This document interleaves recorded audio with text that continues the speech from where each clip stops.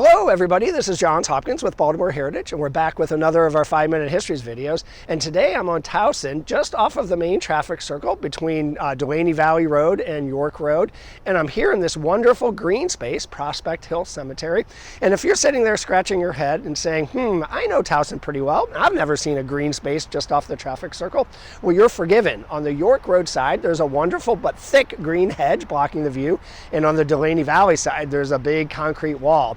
But we are here indeed in this cemetery. A couple thousand souls are buried here. People from the Revolutionary War up to our own cult film hero Divine of John Waters' film fame. I am thrilled. I'm going to be joined in a second by Carolyn Knott, who's with the Prospect Hill Cemetery folks that run the cemetery today. But let me start with a few words about how we got a cemetery here.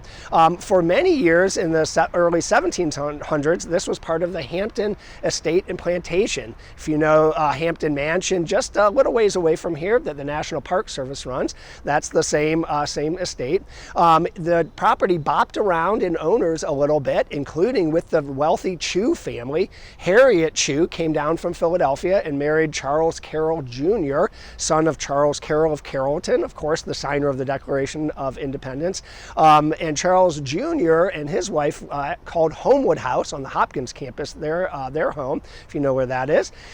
And then by about 1890, the property fell into the hands of the Longnecker family. They were here in Baltimore County.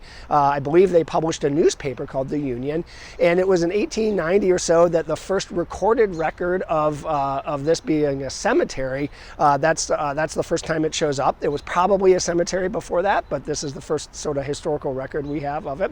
The Longneckers owned it for a while, but by the 1940s, it again started to change hands, and the owners began selling off the developable parts of the parcel, so the parts where no human beings were buried.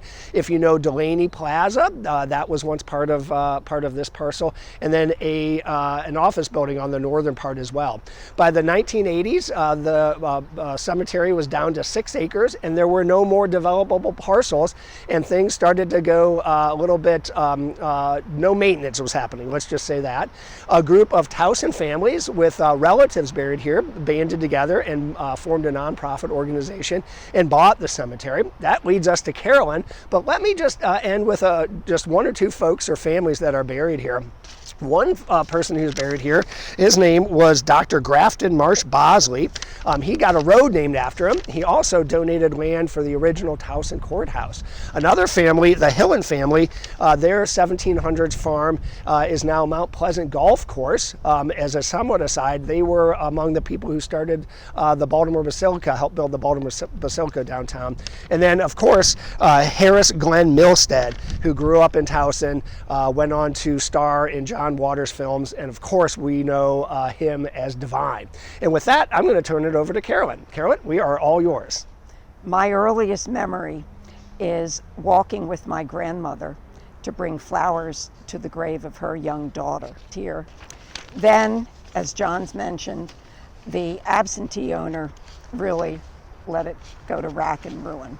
So a group of local Towson people, spearheaded by my father, Dr. Robert Parker, formed a nonprofit corporation and purchased the cemetery in 1984 for $2,500. That nonprofit, with an all-volunteer board, operate the cemetery.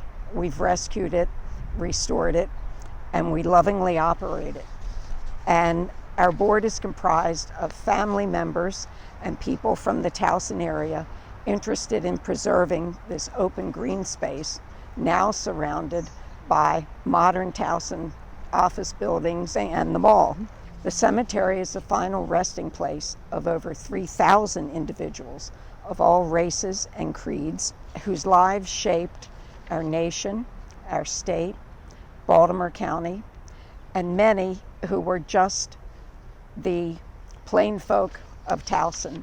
The largest memorial, a stone courtyard, is in memory of Warren Sipe, a Towson boy who grew up to become an attorney, a member of the Baltimore School Board, and was very active in the Masonic organizations, and he became the Grand Master of the Masonics in members in Maryland. Of the 500 veterans who rest here, the highest ranking one is a woman, Eleanor Mays, who was in what became the United States Air Force, and she was a lieutenant colonel, not shabby. The family with the most veterans are the Campbells. They have, out of the 16 Campbells buried here so far, they have 7 men who served in 3 wars. We have the Hillans, as John mentioned, the most historic family here, and 2 of their sons, who are here with their parents, served in the American Revolution and in the Battle of Baltimore in the War of 1812. Perhaps the most poignant spot in the cemetery is Babyland, where an angel statue watches over the more than 100 infants and young children buried there. Fortunately, we have not had any burials there in decades, which is a testimony to how good modern medicine is. And the most visited, of course, is Divine. People literally come from all over the world. They come by bus, individually from downtown. I've met some that way. They come from Australia, every place imaginable, to pay their respects to Divine. You can learn more about Prospect Hill Cemetery by visiting our website, www.prospecthilltowson.org, where you may download our walking tour, sign up to receive our newsletter, make a contribution to support the maintenance of the cemetery, and even inquire about purchasing lots here. We welcome you to visit any day from dawn to dusk, and if you come right after Memorial Day on that weekend, the Scouts will have been here and placed American flags at the graves of all of our veterans.